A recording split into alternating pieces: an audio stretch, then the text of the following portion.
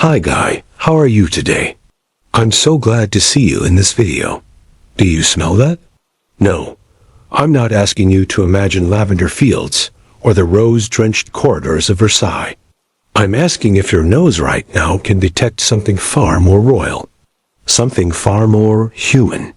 The kind of smell that clings not to silk, but to suppurating wounds under velvet robes. The kind of smell that made entire rooms hold their breath, while still pretending to bow in reverence. Welcome back, my sleepless friend. Or perhaps welcome deeper. Tonight, we won't just recount history. We will descend into it, into flesh, into pus, into the rot that settled beneath a golden crown. If you thought kings were above the decay of mortals, I dare you to stay with me.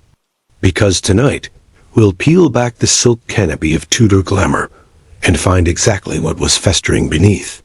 Tonight, we speak of Henry VIII, not the king from paintings, not the man who severed marriages like weeds in a garden. No, not the political titan or the tyrant who birthed a new religion out of lust and ego. Tonight, we meet the man as he truly was, sweating, seeping, and slowly rotting alive. Are you still with me? Good. Then come closer, much closer. Because the truth about Henry isn't whispered in classrooms or preserved in palaces. The truth was wiped from chamber pots, scraped from ulcered legs, buried under layers of cologne, prayer, and denial. And yet, it's all still there. You just need the stomach to look. You see, power is a perfume. It tricks even the nose of history. And Henry wore that power so heavily that it masked everything else.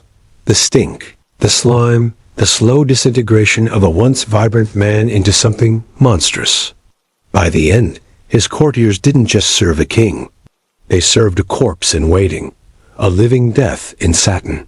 And they smiled, and they bowed, and they swallowed their bile, because he was the king, and his decay was law. But how did it begin? Was Henry always this bloated monument to self-destruction? No, he was once golden, literally. Young Henry was the image of Renaissance masculinity. Tall, athletic, charming. He hunted, jousted, danced. His legs alone were the talk of Europe. There was a time when Henry's sweat was desirable, his breath intoxicating, his presence magnetic. But bodies are funny. They remember every indulgence, every turkey leg, every sweet wine, every bed left unmade, every truth avoided. They remember even when the mind forgets. And Henry's body remembered everything. It started with small things. A wound that didn't heal. A limp that wasn't there before. The pain was brushed off. He was a warrior, after all. What's a little ache? But that wound on his leg would become his legacy far more than any marriage or child. It festered, and it spoke. Yes, it spoke through the odor it exhaled. An odor that became its own character in court. Imagine for a moment a royal bedroom in Hampton Court. Candlelight flickering against embroidered curtains. Silver goblets glinting with pomegranate wine. And in the center of it all, a king howling in pain, his leg wrapped in layers of linen, soaked through with yellow pus. And streaks of blood, the smell so overwhelming that even the loyalist servant turns his head. This is not imagination. This is recorded. His leg became an ulcer, then another. The physicians called it foul, which is Tudor speak for unbearable. They drained it, they burned it, they poulticed it with concoctions of honey, vinegar, and moss scraped from stones. But nothing stopped the rot. Nothing silenced the stench. And what do you do when the king rots, yet remains alive? You bow lower. You breathe less. But Henry did more than rot. He denied it. He buried his decline in gluttony and rage, in banquets and executions. His table became his escape. His rage became his hygiene. You see, Henry did not bathe like we understand it. Baths were considered dangerous, opening the pores to disease. So instead, he changed his linens frequently. He believed that layers of clean clothes could keep him pure, like a cocoon around decay, but no cloth can muffle infection. No velvet can silence a wound that refuses to close. Henry didn't bathe, he marinated. In his own sweat, his own fluids, his own denial. And those who served him, they had to participate in this illusion. They wiped him, dressed him, cleaned the pus from his leg, only to find it dripping again the next day. The ulcers would open during court sessions, soaking his hose. And still, he remained seated, issuing decrees, staring with the eyes of a god, while his body betrayed him inch by inch. The king had become a kingdom unto himself, a rotting empire hidden beneath brocade. Now you may wonder, how did this not end him? How did no one rebel, or recoil, or simply say, this man is no longer fit to rule? But power, dear listener, is not about hygiene. Power is not about purity. Power is about perception. And perception, in the Tudor court, was enforced with steel and fear. Henry was not just feared, he was mythology. He could kill wives and still be mourned. He could rot and still be worshipped. And so the smell of his leg, the bubbling of his flesh, the stench that filled the corridors, it all became sacred in its own grotesque way. The court adapted. They learned to live around his decomposition, like rats learn to navigate a burning building. And Henry? He grew crueler, louder. He knew his body was failing, and so his spirit clutched tighter. He became swollen with ego, swollen with rage, swollen with everything except grace. They say the ulcers screamed when touched. They say he screamed louder. He wore furs, not for warmth, but to hide the sweat. He wore jewels, not for beauty, but to distract from the pus that sometimes leaked onto his socks. And still, he ruled. Still, ambassadors came. Still, he danced limping, dragging one leg, smelling of iron and old wounds. They pretended not to see. Because what is more terrifying than a king? A king in denial. Tonight, we begin this descent not because we delight in the grotesque, but because to understand power, we must also understand what power hides. Henry VIII was not merely a king. He was a warning. A man who conquered wives, churches, nations, and was ultimately defeated by his own leg. So as you sit there, in your clean bed, listening to a voice from the dark, I ask again, do you smell that? Because by the end of this journey, you might. And when you do, you'll never forget it. He wasn't born to rot. That's the part history likes to forget. That's the part textbooks sweep under the polished floors of Tudor fantasy, where tapestries glow and kings are eternal. But he wasn't born to rot. He was born golden. He was born as if the heavens themselves had sketched him in lust and sunlight. The second son, yes, but never second in spirit. Henry was laughter in flesh, appetite in bloom. A boy who moved through life like the air itself owed him adoration. And for a while, it did. There's a kind of beauty that's almost cruel, the kind that blinds those around it, that seduces not just lovers, but fate itself. That was Henry in his youth. 6'2" in an age where most men barely kissed 5 feet. His chest broad, his waist narrow, his calves envied by every court across Christendom. Yes, his legs, those famed Tudor legs, would one day ooze pus and rebellion, but in the beginning, they were gods carved into flesh. And when he danced, the air paused. When he laughed, courtiers laughed louder. When he hunted, deer practically flung themselves into his arrows. He was England's son. He burned and dazzled and demanded to be seen. But the thing about sons is they age. They implode. The golden boy did not expect to rule. His brother Arthur was meant for the throne. Meek, sickly, obedient Arthur. The boy who married young Catherine of Aragon and died before bedding her, leaving behind a widow and a power vacuum. And Henry, barely a teenager, was pulled from the warm bath of leisure and thrust into the iron tub of duty. They handed him the widow. They handed him the crown. They handed him a kingdom. And Henry, still smelling of jousts and roses, took it all like a boy snatching sweets. But even kings cannot eat eternity. You see, something began unraveling in Henry, not when his leg festered, but when he first sat on the throne and realized it wasn't a seat, it was a cage with velvet bars. Power, for a man like Henry, wasn't enough. It had to be absolute. And absolute power demands delusion. It demands that reality bends to your desire, that your body obeys your will, that your breath smells of roses even as your insides turn to rot. And Henry obeyed that delusion with devotion. At first, it was subtle. Lavish meals fit for 10 fed to 1.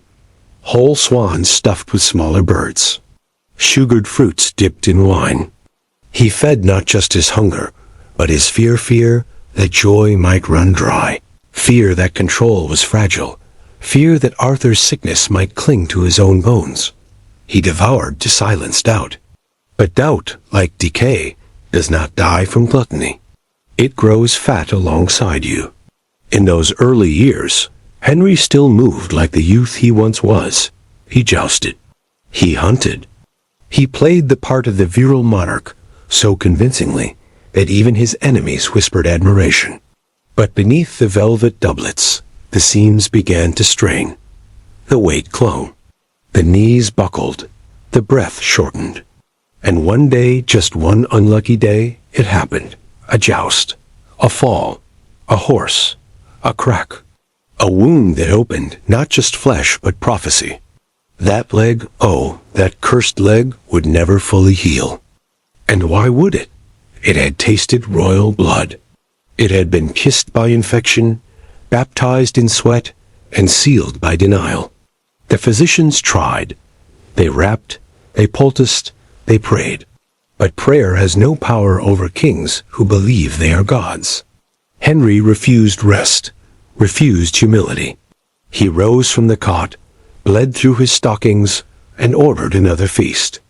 And so the rot began. Slowly, deliciously, quietly. His gait changed first. A slight drag, then a limp. He claimed it was war-born, noble, masculine, but his boots told the truth. Inside, his leg wept. Not tears but pus, yellow, thick, sometimes streaked with red. The smell was faint at first, like soured milk. But rot is patient. It grows bold. Still the court played along. After all, who tells the king he reeks? Not his wives. Not the servants who drained his wounds with trembling hands. Not the perfumers who invented fragrances strong enough to mask infection, but sweet enough to flatter. A man who still imagined himself beautiful. They surrounded him with lavender and lies. He was still young, still desirable, still fit for virgins and virginal England. So they powdered his flesh and stuffed his shoes with herbs, and the court danced on. But truth cannot be perfumed forever. He married Catherine of Aragon, not once, but twice, first through duty, then through deception. She was kind, devout, Spanish. And as years passed without a male heir, Henry's anxiety fermented into rage. He blamed her womb, blamed her stars, blamed God himself. But never did he blame the wound festering beneath his own skin. The irony, of course, is rich. That while England obsessed over Catherine's closed womb, the real rot sat in the throne itself, oozing, stinking, spreading. His leg throbbed with every misstep, every disappointment, every prayer unanswered. And like a man possessed, Henry began to search for a cure, not for the leg, no, but for the legacy. Enter Anne Boleyn, slender, sharp, smelling of ambition and French soaps. She didn't kneel when others did. She smiled like a dare. And Henry, swollen with desire and resentment, made her queen not with love, but with vengeance. Against Catherine. Against time. Against mortality. Anne was his second wind. His second youth. His illusion. But love cannot cure necrosis. By the time Anne gave him Elizabeth instead of a son, the ulcers had become personalities. They had moods. They had rituals. The physicians carved into him like sculptors, removing slough, draining abscesses, packing with rags soaked in wine and vinegar. The smell was no longer a rumor. It was a character in the court, uninvited, but always present. You could trace the king's location by your nose. He left a trail of sweat, of spoiled flesh, of fury, and still no one spoke, because to speak was to die. Literally, his anger had become legend. He executed friends, wives, advisors. Anne herself lost her head, while his own pulsed with infection. The smell of death clung to his marriage bed long before the axe fell, and the rot deepened. He married Jane Seymour next, and she bore him a son, Edward. Finally, a boy, an heir. But even that triumph was bathed in blood-hearse. She died in childbirth. And Henry, by then limping more than walking, swollen beyond recognition, wrapped himself in grief like it was perfume. His meals became grotesque, chickens eaten whole, pies spiced with gold leaf, wine that never stopped flowing. He grew so large that machines had to be built to move him. And the Lego, that wretched leg, was no longer a secret. It was a prophecy fulfilled, a wound that stank of divine punishment. But he still ruled, because rot, my friend, is not weakness if you crown it, if you name it king. And so he married again, and again, and again. Each woman saw the truth. They smelled it. They bathed in it. Not love, not lust, but decay. Henry no longer touched them like a man. He possessed them like a grave. His kisses came with fever, his touch with infection. One of his wives described him as half god, half corpse. And I believe she meant it. He grew crueler, louder. His rage was the only thing untouched by disease. He dismissed doctors, executed those who failed to cure him. Even his barber feared nicking his skin, lest another ulcer open like a scream. And so the leg became legend. It was said it had worms, that it leaked black fluid, that it pulsated. And yet, it was not the leg that horrified, it was the silence. The complicity, the court that bowed to pus, the church that kneeled before infection, the world that worshipped a man rotting alive and called it majesty. That, dear listener, is power. Power is not a perfume. It is a stench that becomes addictive first to the man who wears it, and to those forced to breathe it. And Henry had grown utterly drunk on it, not through wine, but through the exquisite silence of obedience. By now, he was not merely a king, he was a disease that crowned itself.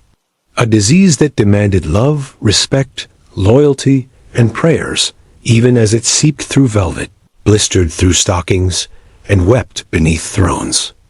No one dared say the word rotting near him, but the truth lingered in every inhalation, every corner of the royal court that reeked of something too human to be regal. He sat there, swollen like a monarch, carved from swollen meat, wrapped in the finest silks, stitched for a man 3 decades younger, 3 wives ago, 3 limbs lighter. His doublet stretched like a lie over the mountain of his flesh, but no tailor would dare refuse the measurement. No physician would speak of his blood like poison. No courtier would even flinch when the smell entered before he did. The infection wasn't just in his leg anymore. It was in the room, in the air, in the government. Henry's disease had metastasized into policy. And the court bowed. They always bowed, because if they didn't, their heads would roll faster than Anne's. She had already gone once queen, once savior, once obsession. Her neck, slender as a candle, had kissed the blade while Henry watched, cloaked not in mourning, but irritation. She had not given him a son. She had not remained untouched by court politics. She had, worst of all, become inconvenient. And in Henry's world, inconvenience was the true sin. Whether it came in the form of a barren womb, or an infected ulcer. It had to be removed. Not healed, removed. So Anne was gone, her body buried, her ghost silenced. And Jane Seymour stepped forward like a sigh between storms. She was quiet, obedient, everything Anne was not. And for that, Henry adored her. Until she gave him a son and died. How utterly efficient. She had served her purpose. She had left no legacy except Edward, who Henry kissed with lips that had split in the corners, crusted with sores no one dared treat too harshly. They might worsen. They might reveal something deeper. But nothing revealed the truth, quite like his body. By now, the stench of his leg was no longer a secret, but a ritual. His morning dressing had become a blood rite. First came the unwrapping, the slow peeling of linen, soaked through with pus, and something darker, more ancient. Then came the cleaning, or rather, the dance of pretending to clean what refused to be cleansed. They used rags soaked in wine, honey, vinegar, urine, yes, even royal urine, collected for its supposed healing power. They packed the wound with herbs, spices, ointments, whose names no one could pronounce, but all feared forgetting. And then, after the leg had been dressed again, like a corpse prepared for burial, they scented the room with incense. Not to soothe Henry. No, to survive him. But he smiled through it all. Or something that looked like a smile. His lips were dry, cracked. His teeth, once white with youth, had begun to blacken with rot that mirrored his leg's journey. He no longer tasted food. He devoured it. Swallowed not for pleasure, but for defiance, as if each bite could drown the reality of his decline. Whole chickens, entire pies, rivers of spiced wine. His belly ballooned. His breath grew louder than his voice. And yet, to suggest moderation was to invite death. And so the court played its part in the theater of denial. They called him radiant, majestic, divine. They celebrated his virility, even as his loins shriveled under layers of sweat and shame. They praised his energy, while he slept through half his councils, waking only to demand more meat, more women, more music loud enough to drown the screams of his body. He was a collapsing cathedral whose bells still rang. An England suite, suffering England kept listening. It wasn't just Henry that was rotting. It was the very idea of monarchy, of beauty, of order. When the king becomes a wound, the kingdom becomes pus. Nobles betrayed each other with smiles. Bishops rewrote scripture to fit the king's mood. And the poor, well, the poor were too busy starving to notice that their ruler was dissolving from the inside out. But some did notice. Some whispered. Some wondered how long it could last. One such whisperer was Thomas Cromwell. Oh, Cromwell, the architect of Henry's religious revolution. The man who tore England from the Pope, rewrote the law in ink laced with blood, and bowed lower than most men could physically bear. He had once been Henry's favorite, his voice in matters of state, his shield, his scalpel. And yet, even Cromwell clever, cunning Cromwell forgot the one rule of rotting kings: never let them smell fear. He arranged Henry's next marriage. Anne of Cleves, German, Protestant, politically necessary. But when Henry met her, he recoiled. She wasn't hideous. She was simply human, plain, honest. She smelled like linen, not perfume. She looked like reality. And Henry, bloated with fantasy and decay, could not bear it. He annulled the marriage within months. And Cromwell? He lost his head, not because of treason, not because of failure, but because he reminded Henry that he was not a god, that he could not reverse time, that his body was no longer young or desirable or capable of charming a foreign bride. Cromwell's execution was slow, painful, botched, his head hacked multiple times before it fell. And Henry, watching from afar, felt a flicker of satisfaction, not for justice, but for control. Because when your body betrays you, the only balm is to watch others break worse. That you see, was Henry's true sickness. Not the infection in his leg, nor the decay in his gums, but the rotting of empathy, the putrefaction of self-awareness. He could no longer see the line between punishment and pleasure. To harm others was to reclaim what his body had stolen from him. He married again, Catherine Howard, young, very young, barely a woman, and her youth was like wine to his sickened soul. He paraded her around like a trophy, a promise to the world that he was still virile, still dominant, still wanted. But youth does not love decay. She strayed, found comfort in the arms of men not haunted by ulcers and rage. She laughed behind his back, whispered with chambermaids, danced when he slept. And when he found out, he broke. He did not weep. He did not rage. He disintegrated. He had her arrested, beaten, dragged to the tower, and when she begged for mercy, he ordered music played beneath her window. Violins, lutes, a twisted lullaby as she awaited death. When the blade fell, Henry was not present. He was in his chambers, feasting. They say he asked for extra pie that night, and no one dared ask why. After Catherine, he was never the same. The rot spread faster. His leg oozed through layers of clothing. The ulcers opened without cause. The smell clung not just to him, but to those who stood near. Courtiers began carrying scented handkerchiefs, holding them discreetly under their noses. Some fainted. Others vomited, and still they returned the next day. Because this was their king, and survival meant pretending not to smell what was slowly killing him. Henry took to sitting more than standing. He avoided mirrors, avoided windows. He had his bed raised higher, so servants could better reach the wounds during nightly rituals. His stools had to be carried by multiple men, so heavy had he become. He could no longer mount a horse, no longer dance, no longer rise without help. And yet, he ruled. He signed death warrants with fingers swollen like sausages, the ink smearing as his hand shook. He issued laws while his leg dripped into the cushions beneath him. He dictated policy with breath that reeked of rot and regret, and the world listened, because to stop listening was to be next.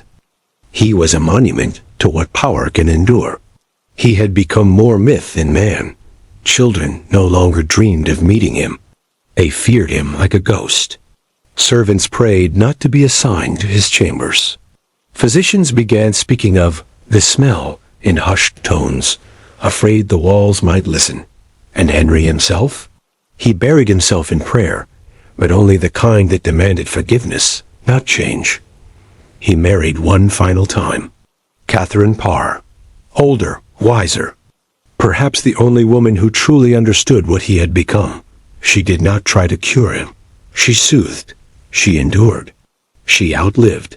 And in those final years, Henry existed more than lived. He sat upon his throne like a carcass mistaken for a statue.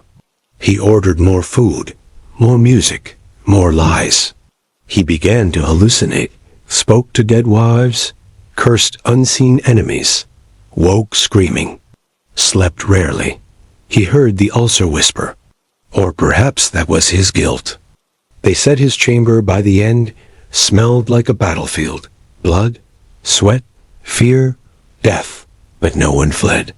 Because even a dying god is still a god. Even a rotting king can order your end. So they stayed, they bowed, they inhaled. And England held its breath. It is not clean. It is not holy. It is not perfumed or noble or just.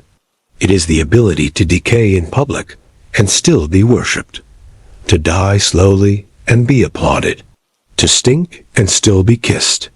So now, as you lie there, wondering how a king became a carcass in a crown, know this: it did not happen in secret. It happened in silk, in light, in song. It happened in the same rooms where ministers debated theology and poets recited sonnets. The rot was not hidden, it was enthroned. And we the sleepless, we remember. Power is not a perfume. It is a stench that becomes addictive first to the man who wears it, then to those forced to breathe it. And Henry had grown utterly drunk on it, not through wine, but through the exquisite silence of obedience. By now, he was not merely a king, he was a disease that crowned itself. A disease that demanded love, respect, loyalty, and prayers, even as it seeped through velvet, blistered through stockings, and wept beneath thrones. No one dared say the word, rotting, near him, but the truth lingered in every inhalation, every corner of the royal court that reeked of something too human to be regal. He sat there, swollen like a monarch, carved from swollen meat, wrapped in the finest silks, stitched for a man 3 decades younger, 3 wives ago, 3 limbs lighter. His doublet stretched like a lie over the mountain of his flesh, but no tailor would dare refuse the measurement. No physician would speak of his blood like poison. No courtier would even flinch when the smell entered before he did. The infection wasn't just in his leg anymore. It was in the room, in the air, in the government. Henry's disease had metastasized into policy, and the court bowed. They always bowed. Because if they didn't, their heads would roll faster than Anne's. She had already gone, once queen, once savior, once obsession. Her neck, slender as a candle, had kissed the blade while Henry watched, cloaked not in mourning, but irritation. She had not given him a son. She had not remained untouched by court politics. She had, worst of all, become inconvenient. And in Henry's world, inconvenience was the true sin. Whether it came in the form of a barren womb, or an infected ulcer, it had to be removed. Not healed, removed. So Anne was gone, her body buried, her ghost silenced. And Jane Seymour stepped forward like a sigh between storms. She was quiet, obedient, everything Anne was not. And for that, Henry adored her, until she gave him a son and died. How utterly efficient. She had served her purpose. She had left no legacy except Edward, who Henry kissed with lips that had split in the corners, crusted with sores no one dared treat too harshly. They might worsen. They might reveal something deeper. But nothing revealed the truth, quite like his body. By now, the stench of his leg was no longer a secret, but a ritual. His morning dressing had become a blood rite. First came the unwrapping, the slow peeling of linen soaked through with pus and something darker, more ancient. Then came the cleaning, or rather, the dance of pretending to clean what refused to be cleansed. They used rags soaked in wine, honey, vinegar, urine, yes, even royal urine, collected for its supposed healing power. They packed the wound with herbs, spices, ointments, whose names no one could pronounce, but all feared forgetting. And then, after the leg had been dressed again, like a corpse prepared for burial, they scented the room with incense. Not to soothe Henry. No, to survive him. But he smiled through it all. Or something that looked like a smile. His lips were dry, cracked. His teeth, once white with youth, had begun to blacken with rot that mirrored his leg's journey. He no longer tasted food. He devoured it. Swallowed not for pleasure, but for defiance, as if each bite could drown the reality of his decline. Whole chickens. Entire pies. Rivers of spiced wine. His belly ballooned. His breath grew louder than his voice. And yet, to suggest moderation was to invite death. And so the court played its part in the theater of denial. They called him radiant, majestic, divine. They celebrated his virility, even as his loins shriveled under layers of sweat and shame. They praised his energy while he slept through half his councils, waking only to demand more meat, more women, more music loud enough to drown the screams of his body. He was a collapsing cathedral whose bells still rang. And England sweet, suffering England kept listening. It wasn't just Henry that was rotting. It was the very idea of monarchy, of beauty, of order. When the king becomes a wound, the kingdom becomes pus. Nobles betrayed each other with smiles. Bishops rewrote scripture to fit the king's mood, and the poor, well, the poor were too busy starving to notice that their ruler was dissolving from the inside out. But some did notice. Some whispered. Some wondered how long it could last. One such whisperer was Thomas Cromwell. Oh, Cromwell, the architect of Henry's religious revolution. The man who tore England from the Pope, rewrote the law in ink laced with blood, and bowed lower than most men could physically bear. He had once been Henry's favorite, his voice in matters of state, his shield, his scalpel. And yet, even Cromwell clever, cunning Cromwell forgot the one rule of rotting kings: never let them smell fear. He arranged Henry's next marriage. Anne of Cleves, German, Protestant, politically necessary. But when Henry met her, he recoiled. She wasn't hideous. She was simply human, plain, honest. She smelled like linen, not perfume. She looked like reality. And Henry, bloated with fantasy and decay, could not bear it. He annulled the marriage within months. And Cromwell? He lost his head, not because of treason, not because of failure, but because he reminded Henry that he was not a god, that he could not reverse time, that his body was no longer young or desirable or capable of charming a foreign bride. Cromwell's execution was slow, painful, botched, his head hacked multiple times before it fell. And Henry, watching from afar, felt a flicker of satisfaction, not for justice, but for control. Because when your body betrays you, the only balm is to watch others break worse. That, you see, was Henry's true sickness. Not the infection in his leg, nor the decay in his gums, but the rotting of empathy, the putrefaction of self-awareness. He could no longer see the line between punishment and pleasure. To harm others was to reclaim what his body had stolen from him. He married again. Catherine Howard, young, very young, barely a woman, and her youth was like wine to his sickened soul. He paraded her around like a trophy, a promise to the world that he was still virile, still dominant, still wanted. But youth does not love decay. She strayed, found comfort in the arms of men not haunted by ulcers and rage. She laughed behind his back, whispered with chambermaids, danced when he slept. And when he found out, he broke. He did not weep. He did not rage. He disintegrated. He had her arrested, beaten, dragged to the tower, and when she begged for mercy, he ordered music played beneath her window. Violins, lutes, a twisted lullaby as she awaited death. When the blade fell, Henry was not present. He was in his chambers, feasting. They say he asked for extra pie that night, and no one dared ask why. After Catherine, he was never the same. The rot spread faster. His leg oozed through layers of clothing. The ulcers opened without cause. The smell clung not just to him, but to those who stood near. Courtiers began carrying scented handkerchiefs, holding them discreetly under their noses. Some fainted.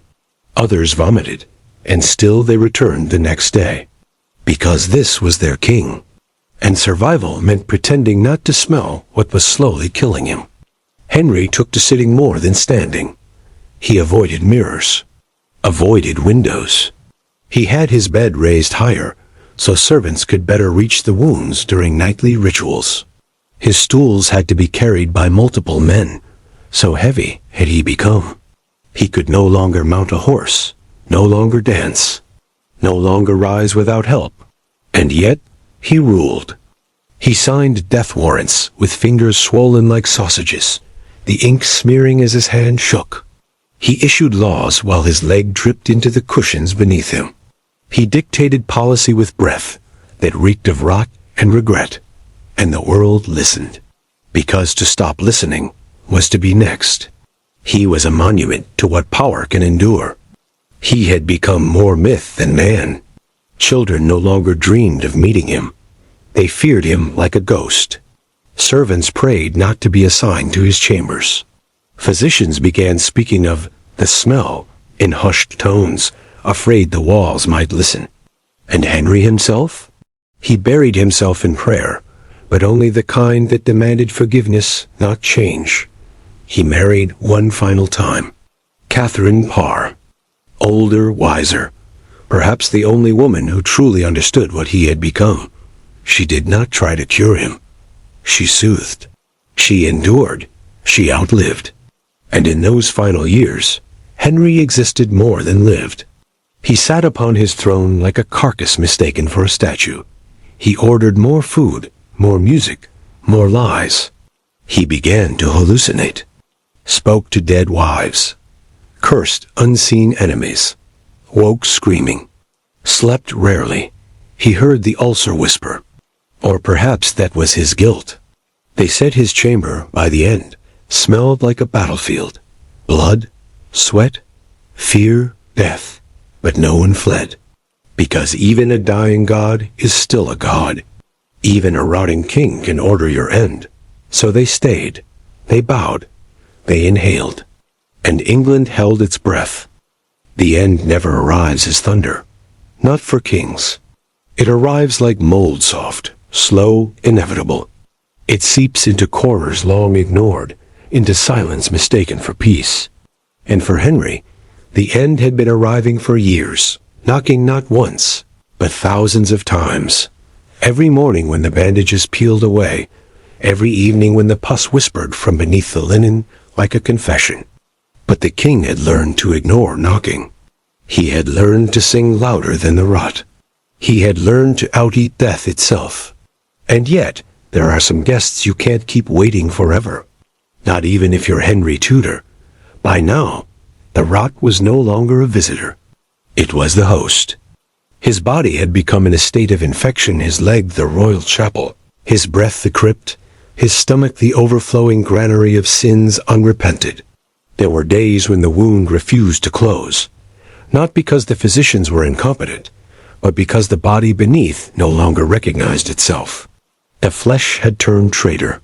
The blood had thickened into rebellion. His skin, once stretched taut like the drum of an empire, now hung in folds and tears, a flag of surrender to something too old to name. They said he still laughed, but it wasn't laughter. It was something else, something brittle, hollow, a mimicry of joy, recited by a man who no longer remembered the script. He sat in a throne custom-built to accommodate his girth, with legs spread and feet swollen, so purple in places they looked dipped in wine. The stench, oh God, the stench had become folklore. It was said that the king's bedchamber could wilt flowers, that a maid once fainted merely from unwrapping his dressing, that the royal dogs no longer entered the room unless dragged by leash and threat. He did not notice, or perhaps he did, and chose not to. Reality had long since become a servant he dismissed at will. In its place, he surrounded himself with flatterers, whispering praises into the mist of infection. They called him wise, even as he forgot the names of those he condemned. They called him strong, even as he required 3 men to help him stand. They called him holy, even as his prayers became mumbled repetitions of his own name. Henry VIII, Henry VIII.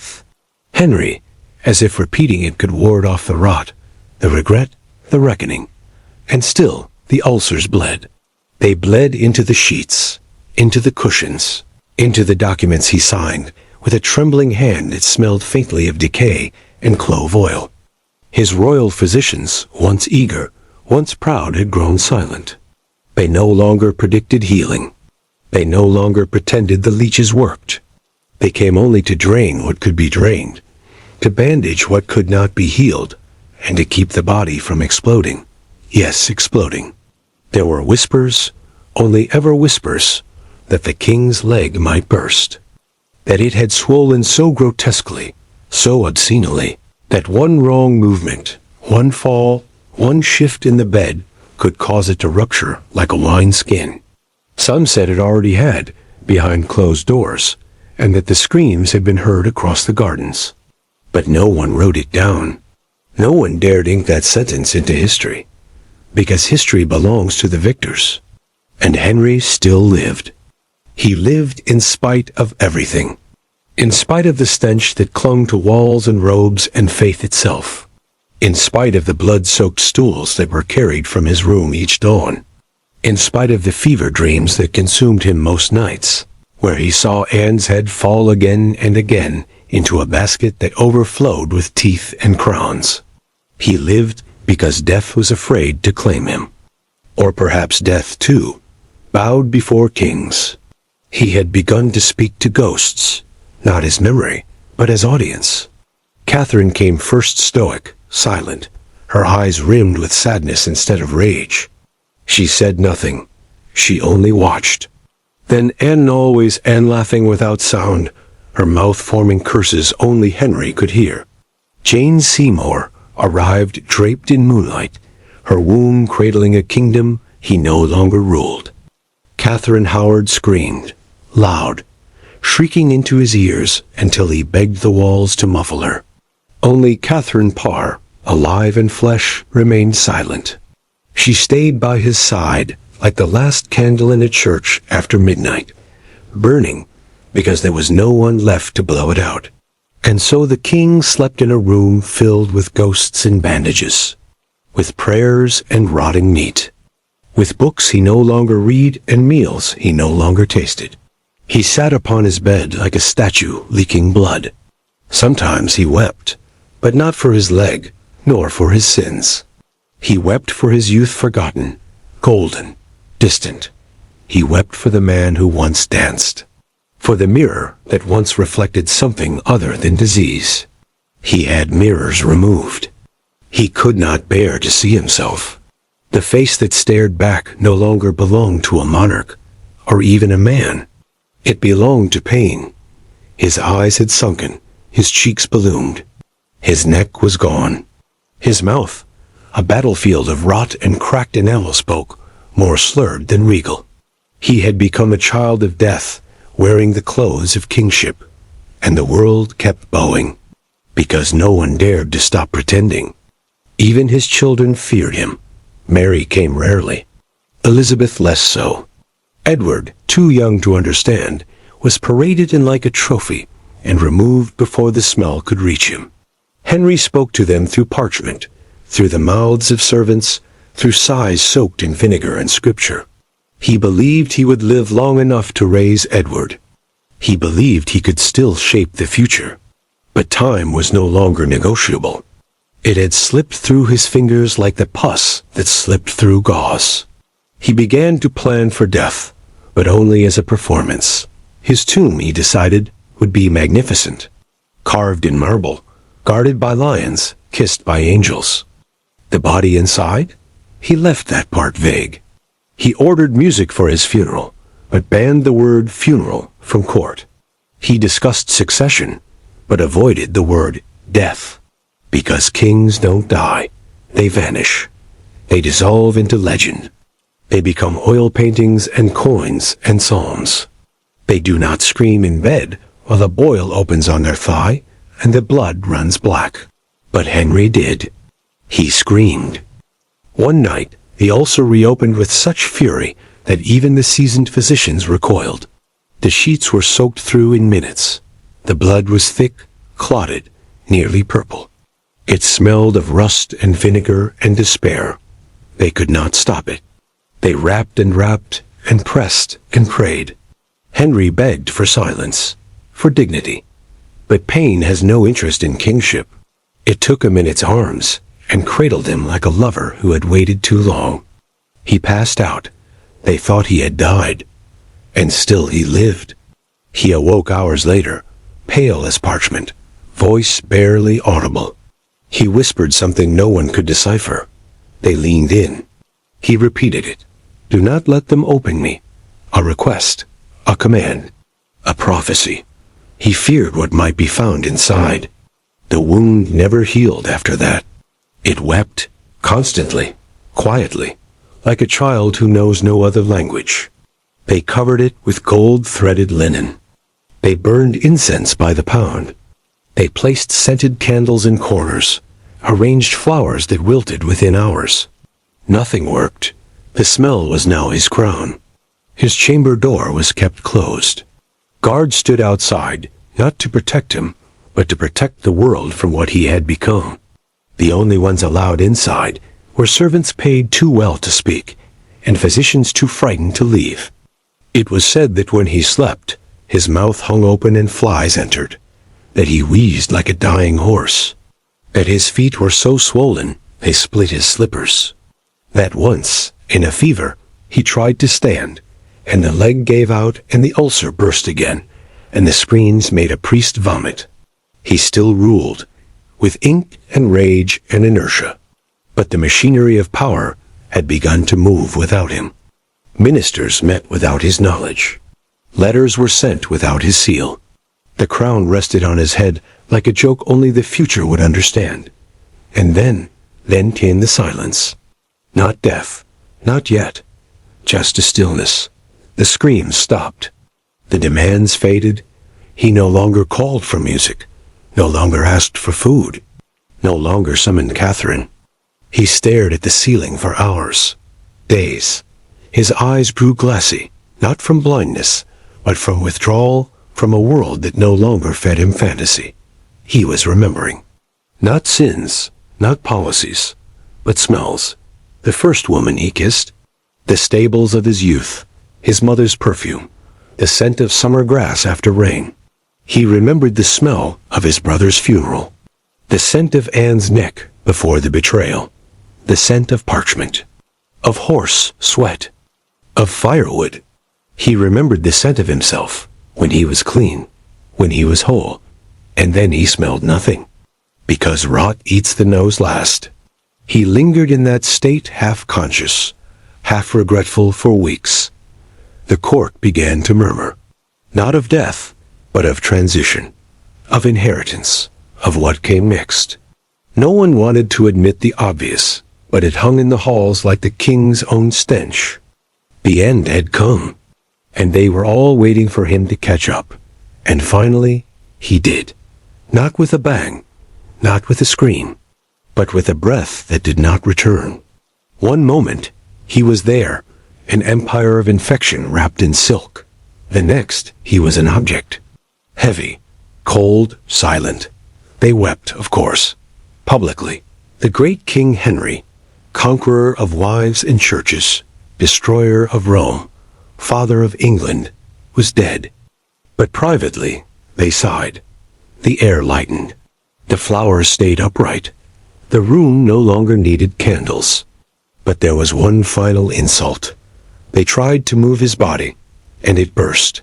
He died, yes, but only in the loosest definition of the word. His heart stopped. His breath stilled.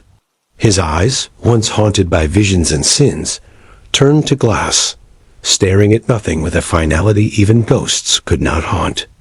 But death, for kings, is not the same as it is for the rest of us. For most, death ends the smell. The decay begins after. But for Henry, the rot had begun long ago. His death was not an arrival. It was a formality. His body had already been rehearsing the part for years. The courtiers who had waited so long for this moment now found themselves trapped inside it. There was no triumph, no relief, only a stifling silence. They had worshipped a man who had decomposed in front of them, one ulcer at a time. And now that the breath was gone, they weren't sure what to do with the rest. Because the rest was leaking, the death chamber was sealed. Not to preserve dignity, but to contain the odor. It had grown unbearable in those final hours. Thick, sweet, sickly, the kind of smell that clings to your skin for days, to your thoughts for years. The kind of smell that reminds you that flesh is never as sacred as kings want you to believe. The body was wrapped, first in linen, then in cloth of gold, then in more linen, soaked in herbs, spices, and desperation. They stuffed the orifices with rags, wax, salt. They tied the mouth shut. They sealed the nostrils. But it was no use. He had been rotting long before they started pretending he hadn't. And yet, protocol demanded a procession. The king must travel, from Whitehall to Windsor. 40 miles of honor. 40 miles of horror. They built the coffin tall and wide, lead-lined, because wood alone would not contain the weight or the swelling. The swelling, yes, because even in death, Henry continued to expand. Gases forming in his gut, in his limbs, in the cavities left behind by ruptured organs. His body had become a balloon of secrets, and the priests prayed louder than usual. The journey began at dawn, a gray dawn fittingly. Fog rolled over the city like a breath from the underworld. The streets were cleared. Bells tolled, not joyously, not mournfully, but with a kind of stunned rhythm, as if even they could not believe the man was truly gone, or that he had ever truly lived. The coffin was placed on a gilded carriage, draped in black velvet, flanked by horses that snorted with unease. Animals know. They always know. The horses refused to approach at first, had to be whipped, coaxed. Their hooves clattered against the cobblestones as if trying to flee while standing still. And then the procession began. Slow, reverent, horrific. People lined the streets not out of grief, but curiosity. Some cried. Some crossed themselves.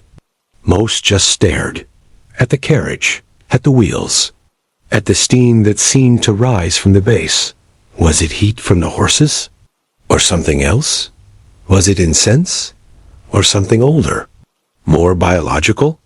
They passed churches that once echoed with Henry's decrees. Past markets where his face had hung on coins.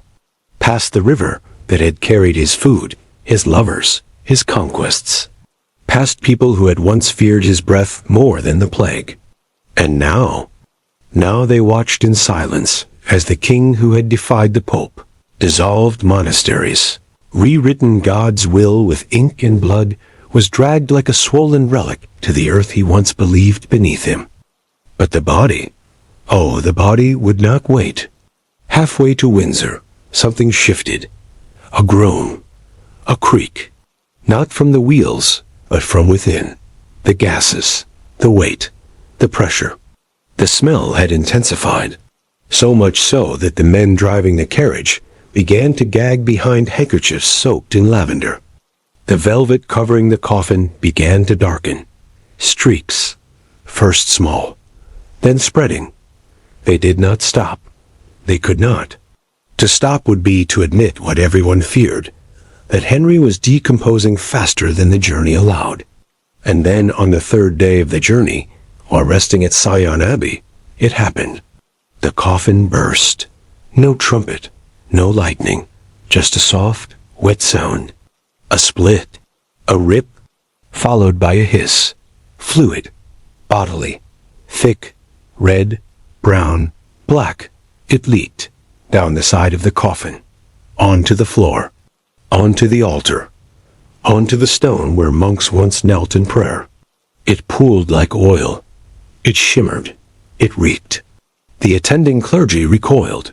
One of them vomited into his sleeves. Another fainted. A third whispered, "God forgive us," and then scrubbed the floor with holy water. They tried to contain it. They burned more incense. They added more wrappings.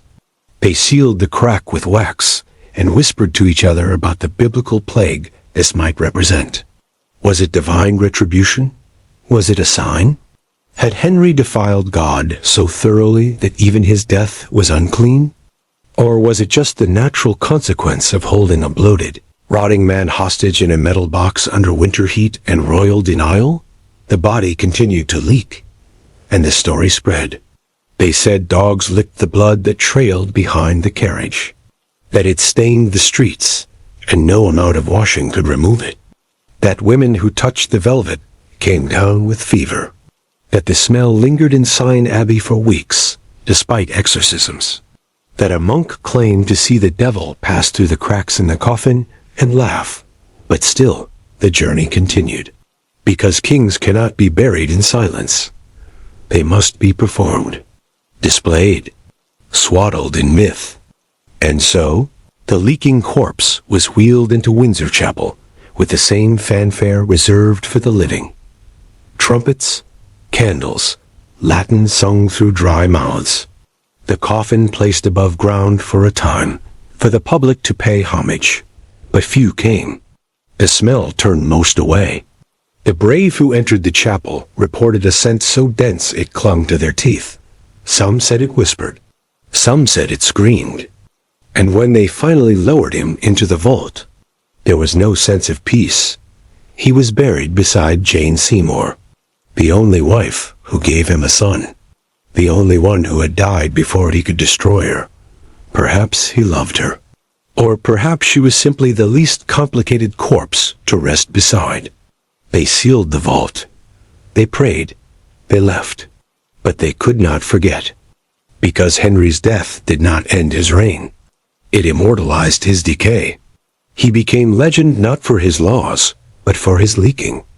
For the burst, for the dogs, for the smell that turned a chapel into a charnel house. He became the cautionary tale of kingship gone unchecked, of appetite crowned divine, of rot mistaken for righteousness. And England, though relieved, never quite recovered. Even now, when the air grows heavy in Windsor, some claim they can smell it. That if you stand near the tomb and hold your breath, it finds you, the scent, the legacy, the truth. That beneath the marble, behind the velvet, inside the myths Henry VIII is still rotting. The body was buried, but the rot was not. Because death, real death, has nothing to do with the breath stopping. Real death is when no one remembers the sound of your voice, when no one flinches at your name, when no one lights incense to ward off the stink you left behind. But England could not forget. Not because it loved him, but because the smell had settled into its bones. For months after the burial, the royal corridor still carried whispers. They spoke not of policy, not of legacy, but of the body. They didn't call it the king. They didn't call it his majesty. They called it the thing that leaked, the thing that hissed, the thing that split in transit. They used gloves when handling his garments. They burned the sheets. They destroyed his chair. They repainted the rooms where he had slept because the air refused to move, as if the walls had been trained in fear and could not forget the screams. And yet the myth continued. The painters began. The posthumous portraits, strong jaw, red beard, sword in hand, legs slightly apart, arms stretched wide, a stance of power, of virility, of stability. But the real body, the one beneath Windsor, swollen, split, blackened in places. They painted over the bloating. They painted over the ulcer. They painted over the eyes that had watched 6 women fall and hundreds more kneel. They painted over the smell, and still it bled through. His son Edward took the throne, a boy, soft-cheeked, unsure, educated into cruelty and obedience. The advisors around him moved like men still gagging. They tried to speak of reform, of continuity, of the Reformation's future, but the memories clung. The sound of Henry's coughing fits during council meetings, the blood on the floor, the ulcer that reopened mid-sermon, the scent of wine mixed with something too human, too raw. Edward tried to lead, but how does a boy rule when his throne smells like death?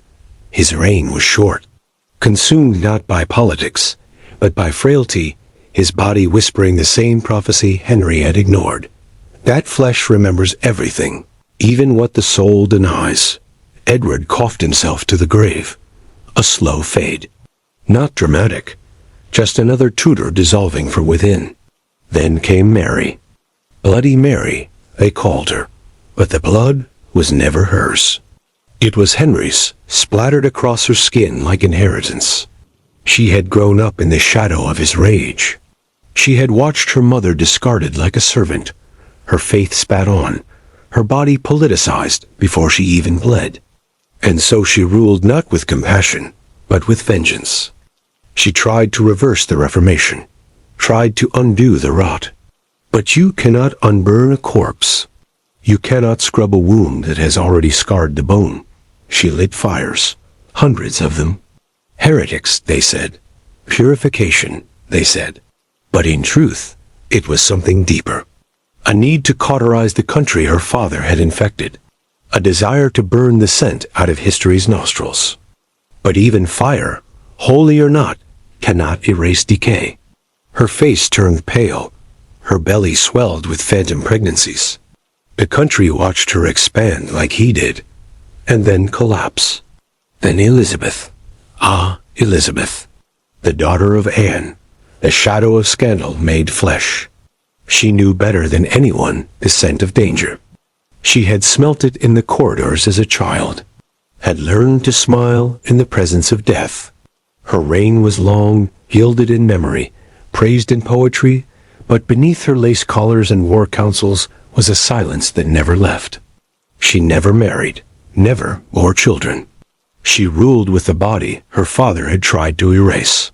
And maybe, just maybe, she feared that same rot lived in her. That if she let a man close enough, he might smell it. The rot wasn't in Henry's leg. It was in the lineage. It was in the scriptures rewritten to fit his appetite. In the marriages annulled by royal decree.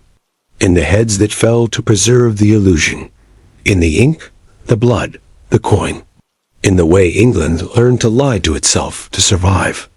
They taught schoolchildren that he was powerful, that he broke from Rome, that he brought about the English Reformation, that he had 6 wives, that he was clever, strategic, bold, but they didn't teach the ulcers, the bandages, the nights where the entire palace stank of infection. They didn't teach the horror of serving a man whose skin sloughed off in your hands.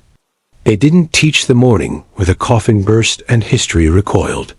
But some remembered, the chambermaids, the stable boys, the nameless physicians whose journals were quietly destroyed, the perfumers who tried to fight biology with lavender and despair, the guards who fainted at the stench, the priests who trembled when he asked for communion, knowing they were feeding God to a corpse in progress, the gravediggers who hesitated before sealing the vault, knowing something inside was still moving.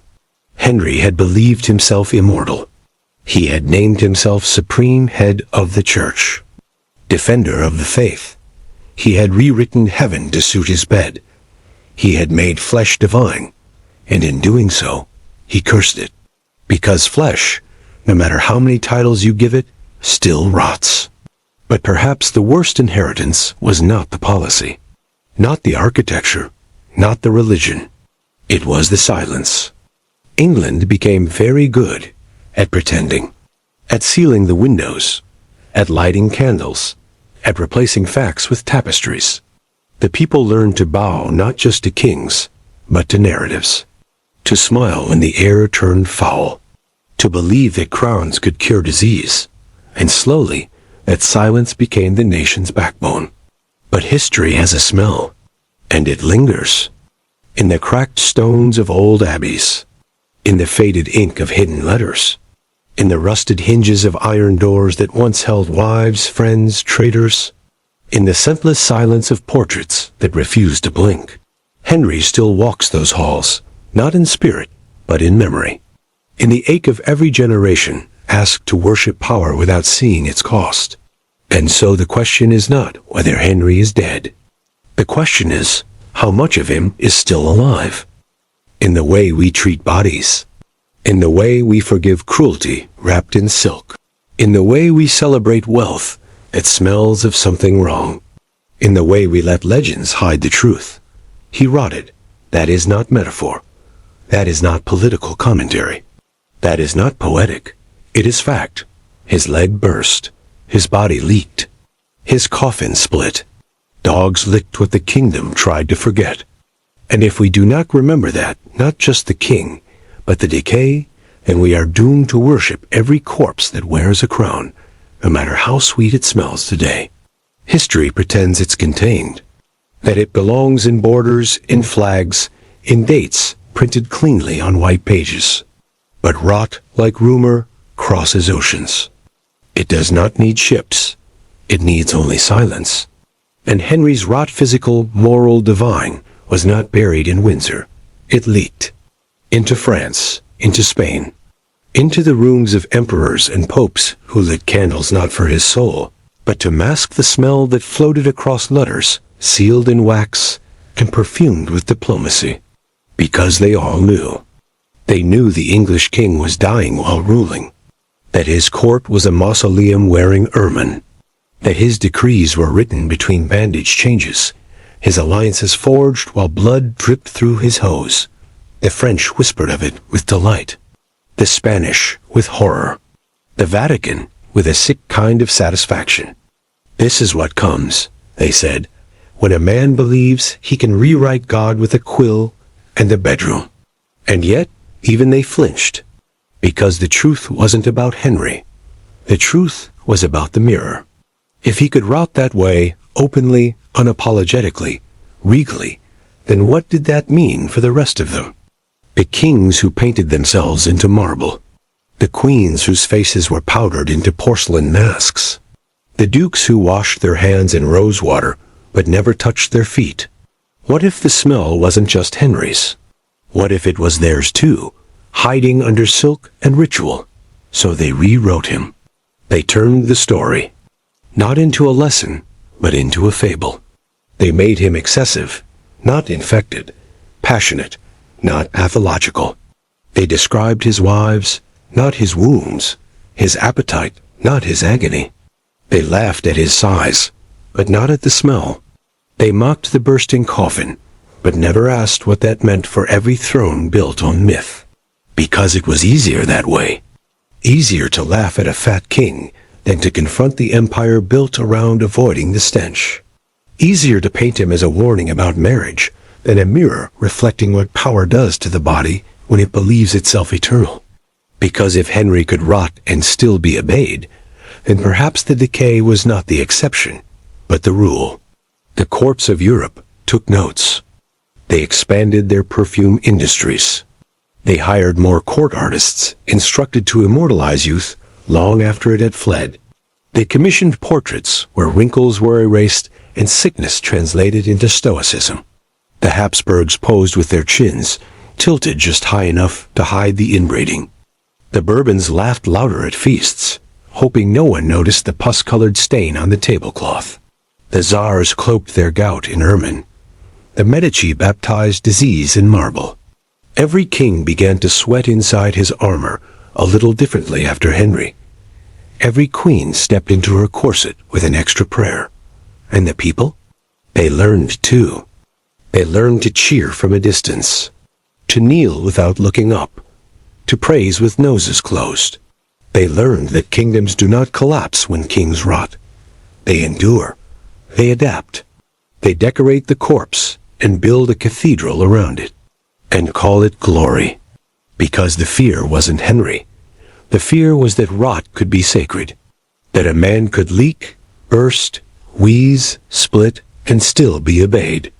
That blood could drip from beneath a throne, and still the choir would sing. That if you anointed the wound, people would kiss it. That a man could be so powerful, his disease became policy, his denial became doctrine, his infection became inheritance. And that made every monarch tremble. They began to fear their own feet, their own breath. They consulted physicians in secret, asked quiet questions about ulcers, swellings, heat behind the eyes. They avoided mirrors at dusk. They requested nightshirts with higher collars. They demanded bedchambers smell of pine. And most importantly, they demanded that if they ever died the way Henry did, no one was to speak of it. Not in records, not in rumors, not even in confession. And so, a pact was formed, not official, not signed, but real. The pact of denial. The body is not to be acknowledged unless it obeys. Its pain is to be translated into poetry, its decay into metaphor, its blood into wine. If it leaks, plug it. If it bursts, burn the evidence. If it smells, drown it in incense, and decree that what you smell is holy. And it worked, for a while. But the scent was never truly gone.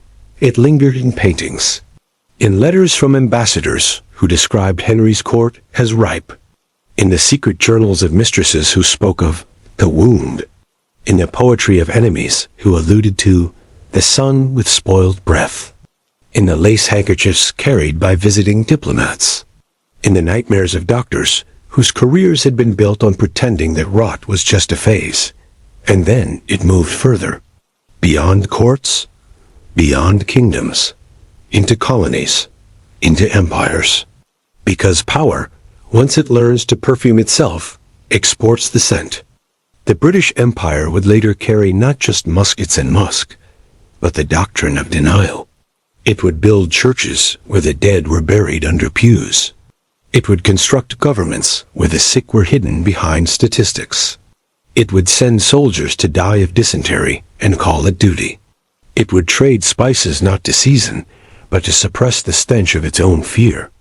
And every time a ruler in some distant land fell ill, Henry's ghost stood in the corner, smiling through blackened teeth. Not as a warning, but as a template.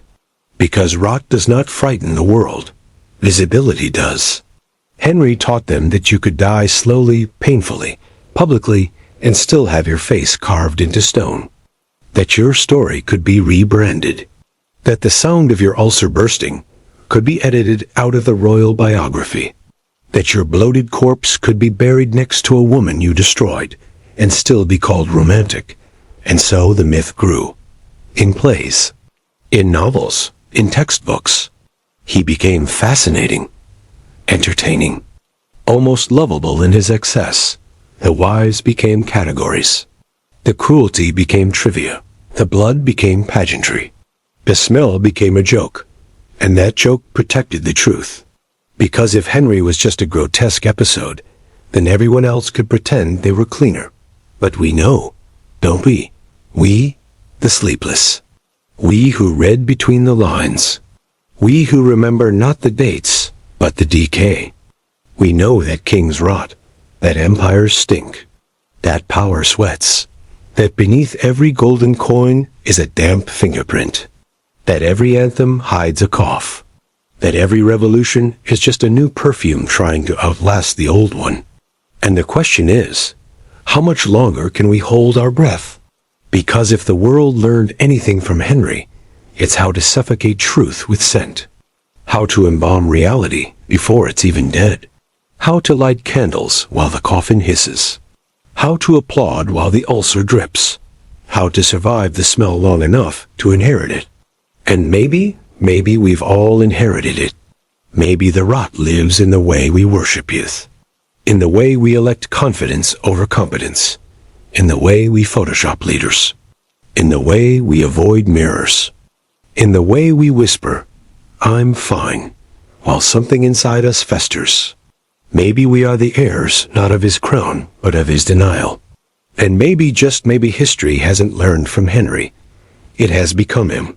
The king died, yes, but the smell survived. It slipped through the marble cracks of Westminster. It settled into the velvet cushions of abandoned thrones. It clung to the fingertips of those who signed treaties with trembling hands and told themselves it was stability. But the truth? The truth always smells before it speaks. And this truth, born from a ruptured coffin and sealed by centuries of perfume, began to ferment not in palaces, but in people. Because the rot didn't stop with Henry. It moved. Into temples, into armies, into schools, into boardrooms. It learned how to wear new clothes. It traded robes for robes, swords for sermons, ulcers for ideologies. But it never lost the scent. That faint reek of something sacred turned sour. That invisible stench of reverence bleeding into rot. That is the legacy not of a man, but of a pattern. Because what is power, really, if not the right to rot in front of others and be applauded for it? Every time we clap for a god who refuses to bleed, we enable it. Every time we praise strength without asking what it cost, we carry it. Every time we call an empire great without kneeling beside the bones it stands on, we become it. The smell. The denials. The denial. And here's the thing no historian wants to admit. It's not just royal. It's human. You see, Rot lives in more than just flesh. It lives in the story we tell ourselves to justify that flesh. It lives in the way we polish a lie until it reflects so perfectly we mistake it for light. It lives in the hands that cover a wound instead of cleaning it.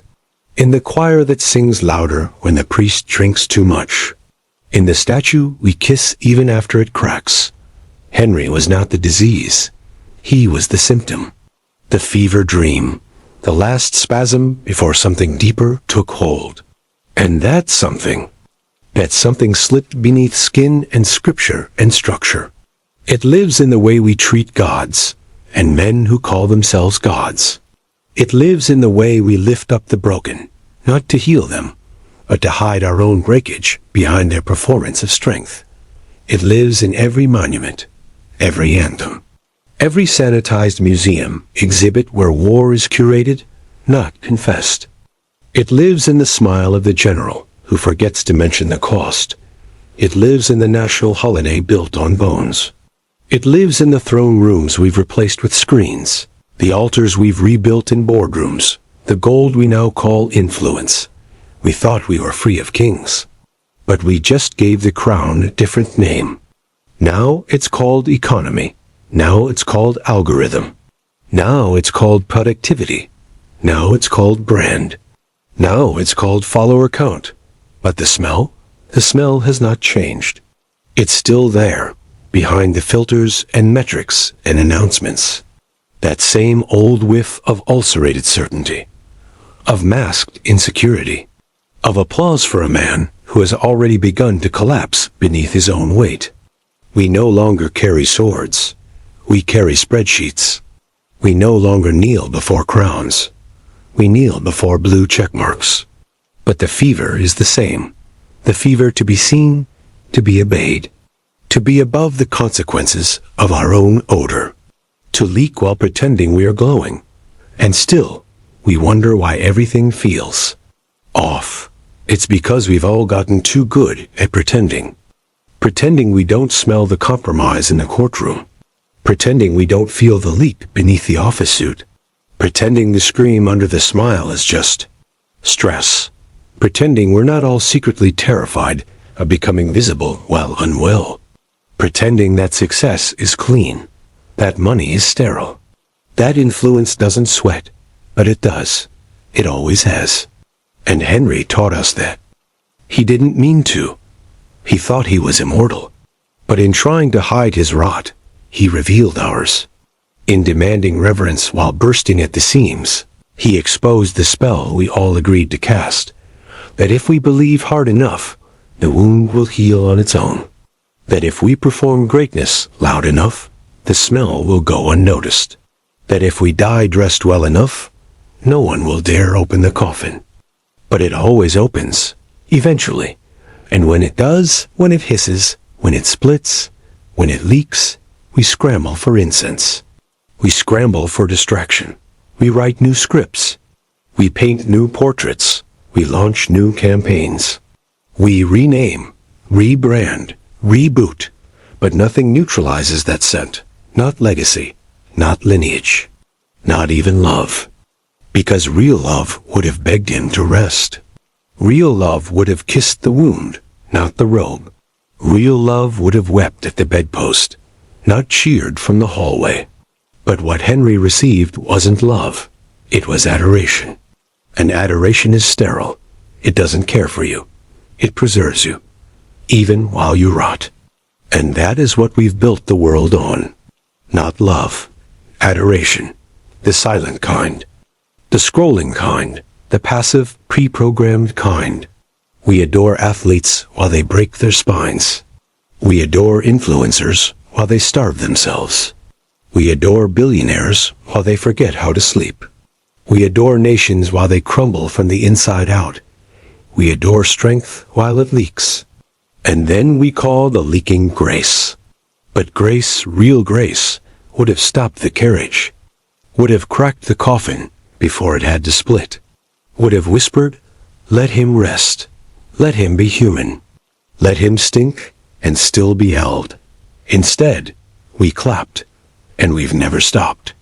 So here we are, Centuries later, still lighting candles to gods we know are festering. Still singing hymns to leaders who've forgotten what silence is. Still electing kings in business suits. Still throwing festivals for machines. Still calling ulcers a price worth paying. Still naming the stench tradition. But what if we didn't? What if we dared smell the room? What if we walked into the palace, into the cathedral, into the Senate, into the trending tab, and said, "This doesn't smell right"? What if we admitted that something has been leaking beneath our lives? That no amount of branding can stop the bursting? That the more we ignore the rot, the louder it becomes? That the coffin is already wet? Would they listen? Or would they clap louder? Would they pass around new perfume? Would they bury the messenger? Would they build a statue? Because history shows us this. When the truth begins to smell, they don't clean it. They canonize it. They chisel it into marble and erase the stains. They name schools after it. They write musicals. They sell tickets to the past, sanitized for comfort. They take the ulcer and turn it into a badge. But that's why we're here. Not to chisel, not to clap, to remember, to smell, to sit in the truth long enough for it to stain our clothes, to trace the blood back to the wrist that held the scepter, to find the bandage beneath the robe, to lift it and see what power really looks like when it stops pretending, to say finally, "I see you," and not flinch. And now that we've followed the smell through velvet corridors and marble vaults, past crowns and chapels, past monarchs and myths, past the burst and the silence, and the carefully painted denial, now that we've held our breath long enough to feel it seep into our skin, there is only one place left to go. Here, where the air is thickest. Where no bells toll, but something aches. Where the rot is not in a leg or a lineage, but in the hollow under your ribs you refuse to name. Here, where the stench doesn't come from kings, but from the promises you've made to yourself and never kept. From the truths you've buried beneath smiling selfies. From the ulcer you've renamed personality. Because you've smelled it, haven't you? That faint rot behind your ambition. That sweetness gone sour when you say, "I'm fine," through clenched teeth. That moment when the applause doesn't feel like love, but like silence disguised. That ache in your spine that isn't physical, but spiritual, the weight of holding up a version of yourself that doesn't bleed. You weren't born to rot, but you were taught to. Taught to wear what's expected, even when it chafes. Taught to smile when something inside is leaking. Taught to curate your decay so well, even your closest ones don't smell it. Taught to sit on a small throne of performance and call it self-worth. Taught to fear the stink of your own humanity. Taught to bury it beneath routines and to-do lists and new goals and spiritualized denial. And yet, it leaks. In your sleep, in your sighs, in your scrolling, in your sudden anger, in the way you can't sit in silence without wanting to run, in the panic that creeps in when the music stops, in the questions you avoid, in the mirrors you clean but never really look into, in the dreams you file under impossible, in the grief you name just tired, in the memories that smell like bruised roses and fermented love, and just like Henry, you pretend. You light your candles. You name your pain legacy. You call your fear focus. You dress your bleeding in brands. You spiritualize your burnout. You romanticize your detachment. You laugh a little too loud when the question gets too close. You reframe your trauma as content. You turn your weakness into performance, praying no one notices the scab beneath the sparkle. But the smell always finds you. In moments. Quiet ones, sacred ones. When someone touches you without expectation. When you hear your own voice, and it sounds too far away. When a song you used to love feels like an apology you haven't made yet. When you finally exhale and realize it's the first time all day. When someone says your name like it isn't a duty. when you remember a version of yourself before the rot. And that version still waits, not to be perfect, but to be reclaimed. Because the tragedy of Henry wasn't the wound. It wasn't the blood. It wasn't the burst. It wasn't the fear or the stench, or even the delusion. The tragedy was that he never let anyone touch the truth. He wrapped it in power. He wrapped it in noise. He wrapped it in God and silk and violence. And he died heavy, not just with flesh, but with the unbearable weight of unprocessed sorrow. Because history isn't about remembering what happened. It's about remembering what we did when it did, and what we're still doing now, and what we refuse to stop doing, and what we refuse to name, especially when it reeks. What happens after the rot? Do we clean it, or do we cover it? Do we bury it deeper? Or do we finally unearth the thing we've been pretending isn't buried in us too? It's easy to close the book here, to step back from the image of a monarch bursting in death and say, "Thank God that's not me." To tuck him back into his stained coffin and turn the key and call it a cautionary tale. But isn't that just another layer of perfume? Because what if it is you? What if it's always been you? What if you've been dragging your own coffin around lined with expectations, nailed shut with performance, leaking slowly, while everyone around you claps politely? What if there's a part of you screaming beneath the bandage? What if the ulcer is not on your leg, but in your mouth, in your dreams, in the things you no longer say out loud, in the self you keep editing down to be more palatable? What happens if you stop? What happens if you peel back the gauze? What happens if you let it stink? Would the people still love you? Would they still follow you? Would they still call you king? Would they still think you're worthy, holy, whole? Or would they flinch? Would they step back? Would they, like courtiers before a dying Henry, pretend not to notice? And the deeper question, the one that keeps you up long after the podcast ends, is this. Would you? Would you flinch from your own smell? Would you disown your wounds if they weren't pretty?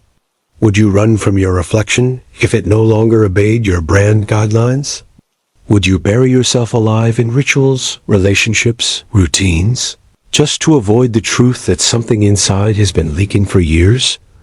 What if we've all become little Henrys, worshipped while festering, obeyed while broken, applauded while aching, turning pain into policy, making discomfort a doctrine, turning silence into style, praying that the burst never comes on stage, smiling just wide enough to contain the swelling. But every throne has a crack. Every crown slips eventually. Every story has a rot point. And maybe that's what you're feeling now. Not disgust, not horror, but recognition. Because the moment we stop seeing Henry as a king and start seeing him as a mirror, that's the moment the history ends and the healing begins. Because if his body rotted because he refused to feel it, what have we numbed in the name of power? What have we swallowed in the name of perfection? What have we censored in the name of beauty? What have we painted gold just to avoid admitting it's bleeding? And more dangerously, what have we worshipped that was already dead? How many times have we bowed to ideas that leak? To systems that ulcerate? To leaders that smile while splitting? To lovers who rot and call it romance? To jobs that hollow us out and call it growth? To cultures that deny the body and call it godliness? What have we carried from Henry's story, not consciously, but spiritually? And what would it take to stop, to unlearn? To stand not as king, but as human? To let the wound breathe? To bleed honestly, not performatively? To allow our healing to be grotesque, messy, sacred, not viral? To let someone near enough to smell it and not leave? Because that is the opposite of rot. Not cleanliness, but closeness. Not applause, but intimacy. Not reverence, but revelation. And that's what Henry never had. That's what he burned for. That's what his ulcers screamed for in the night, while the courtiers turned away. That's what the dogs smelled when they licked his trail. That's what the coffin tried to say, when it split open across the stones. Not, I am dead, but I was never held. So what if you could do it differently? What if you chose to stink and be seen? What if you peeled the bandage before it was too late? What if your story didn't end in silence, but in surrender?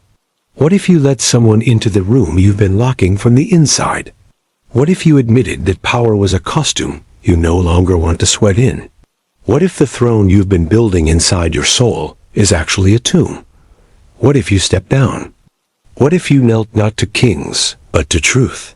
What if you said, out loud, into the silence, I am leaking. I am tired. I am worthy anyway. Would the world end? Or would it finally begin? Because maybe the real reformation isn't about religion. Maybe it's about letting your body be holy again. Letting your pain be real again. Letting your skin breathe again. Letting your legacy be small, honest, warm, human. Letting your death be clean, not because it was silent, but because it was seen. And maybe the final act of this entire story isn't to condemn a king, but to reclaim yourself. To choose not to rot quietly beneath adoration. To choose to live with your smell intact. To laugh while healing. To bleed and not hide it. To rise not on a throne but from the floor. Alive, whole, unbandaged, unbowed. So, tell me, what will you do now? Will you keep pretending the scent isn't there? Or will you open the window? Will you bury another part of yourself in performance? Or will you sit beside the ulcer and ask what it needs? Will you keep rewriting the myth? Or will you finally let it end? Will you wait for your own coffin to hiss? Or will you speak now while there's still time? And if someone one day kneels beside your story, will they say, here lies another man who wore perfume over pain? Or will they say, here lived a human who dared to rot out loud and call it resurrection? The choice is yours, but remember, the smell always gets out. Eventually. And when it does, what will it say about you?